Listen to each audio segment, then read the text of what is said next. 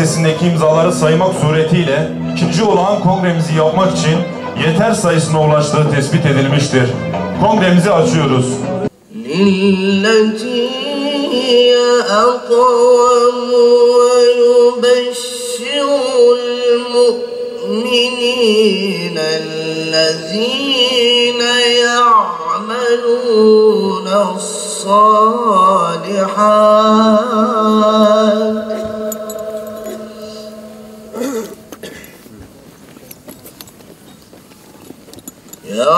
يعملون الصالحات أن لهم أجرا كبيرا صدق الله ربنا الأعلى سبحان ربك رب العزة عما يصفون وسلام على المرسلين والحمد لله رب العالمين تقبل منا بحرمة الفاتحة. Şu anda İslam ülkelerinin yaşadığı yangın, iç karışıklıklar, savaşların temelinde insana öncelik tanınmaması, adalete öncelik tanınmamasından kaynaklıdır. Şu anda Suriye'de yaşananlar, Yemen'de yaşananlar, Libya'da yaşananlar, Mısır'da yaşananlar, farklı İslam ülkelerinde yaşanan yıkımlar, karışıklıklar, savaşların sebebi budur. Evet, Amerika diyeceğiz, İsrail diyeceğiz ve bunlara cephe açacağız. Bunlara eleştirilerimiz olacak, bunlara saldırılarımız, karşı duruşlarımız olacak. Fakat sorunun merkezini görmemiz lazım. Sorunun temeli, İslam ülkelerinin başına geçen idarecilerin bir zümreye, bir elit kesime devleti tapulayıp kendi vatandaşına değer vermemesinden, kendi vatandaşının refahını, huzurunu sağlamamasından kaynaklandı. 90 yıl boyunca insana değer vermedi. 90 yıl boyunca devleti merkeze aldı. İnsanı devletin sahipleri konumuna getirdiği Kemalist ideolojinin kurbanı etti. Bir kısım insanları etnik yapılarından dolayı dışladı. Bir kısım insanları inancından dolayı dışladı. Ve genel insanları da Kemalist ulusalcı egemen sınıfın kurbanı etti. Sosyal haklar tanımadı, gelir dağılımını adaletli bir şekilde sağlamadı ve vatandaşını insan pozisyonuna koymadı, insan yerine koymadı. Eğitimi ihmal etti, eğitime yatırım yapmadı. Eğitimde bazı iyileştirmelerde bulundu, doğrudur dediğim gibi.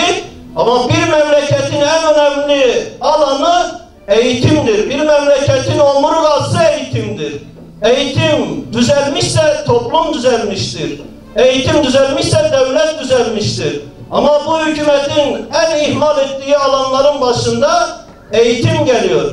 Hatta eğitim düzelmişse ekonomi düzelmiştir. Çünkü araştırmalara göre deniliyor ki ekonominin %54'ü eğitime bağlıdır. Bir ülkenin eğitimi gelişmişse %54 ekonomisiyle zaten dolaylı eğitimle bağlı olarak gelişim gösterir. Değerli kardeşler, sağlık alanında iyileştirmeler yaptı ama sağlık alanını şu anda denetimsiz bırakmış. Denetimsiz bırakmış. Birçok alanı aslında denetimsiz bırakmış. Başka kavgalar veriyor. Siyasi kavgalar veriyor. Evet, verdiği doğru siyasi kavgalar var. Ayrı bir tarafa yazıyoruz. Ama şu anda ihale kavgaları veriyorlar. Rant kavgaları veriyorlar. Makam kavgaları veriyorlar. İçeride ülkeyi denetlemeyi unutuyorlar. İhmal ediyorlar. Uyuşturucu kullananın, satanın ayağını kırın, ben sizin arkanızdayım. Bu uyuşturucuyla sağlıklı bir mücadele değil. Bu uyuşturucuyla orman kanunları içerisinde bir mücadeledir. Uyuşturucuyla mücadele torbacılarla uğraşmak da değil. Evet, onlarla da uğraşmak lazım. Ama uyuşturucuyu merkezinde ıslah etmek lazım, merkezinde yok etmek lazım. Eğitimle toplumu uyuşturucudan uzak tutacağın bir mücadele, etkin mücadele geliştirmen lazım. Bir de uyuşturucu sektörünü, uyuşturucu şebekelerinin merkezini hedef almak lazım. Ama maalesef Türkiye'de halen uyuşturucuyla ilgili sağlıklı, etkin bir mücadele niyeti yok. Bırakın pratiği, niyeti yok. Türkiye'de devlet vatandaşına bir şey vermiyor. Vermek istemiyor. Vermek zorunda kalırsa da gıdım gıdım veriyor. Verdiğini de ben vergiyle nasıl geri alırım? Verdiğini de ben primle nasıl geri alırımın hesabını yapıyor. Bununla alamadığını ne yapıyor? Bununla alamadığını vatandaşlarını soyarak yapıyor. Vatandaşımı nasıl dolandırabilirim şeklinde bir anlayışla geri almaya çalışıyor. Geçenlerde Sayın Bakan'ın dile getirdiği bir husus vardı, bir faciaydı. Şans oyunlarını cazibeli hale getireceğiz. Şans oyunları nedir? Devletin kumar oynatmasıdır. Devletin vatandaşını dolandırmasıdır. Garip kuraba vatandaşın cebine göz dikmesidir. Devletin garip kuraba vatandaşının cebine göz dikmesidir. Şu şekilde, bu şekilde umudunu milli piyangoya bağlamış, umudunu at yarışlarına bağlamış, umudunu şans oyunlarına bağlamış garip kuraba vatandaşın cebindeki çocuklarının rızkını, geçimini devlet alıyor, kasasına yatırıyor. Bir devlete bu yakışmaz. Şerefli bir devlete, başında Müslümanların olduğu bir devlete bu yakışmaz. Bu devlet kendi vatandaşını dolandırıyor, bu kendi vatandaşını soyuyor. Allah ilahi bir ilkeyle, ilahi bir emirle hayat yolumuza devam edeceğiz inşallah. Bu bir hayırdır. Allah da öyle diyor, hayırda yarışın diyor. Çünkü gerçekten biz bir dava uğruna bir dava partisiyiz. Dava partisinde çalışmalarımızı devam ediyoruz. Çünkü Hüdapar İslami referanslara sahip tek partidir.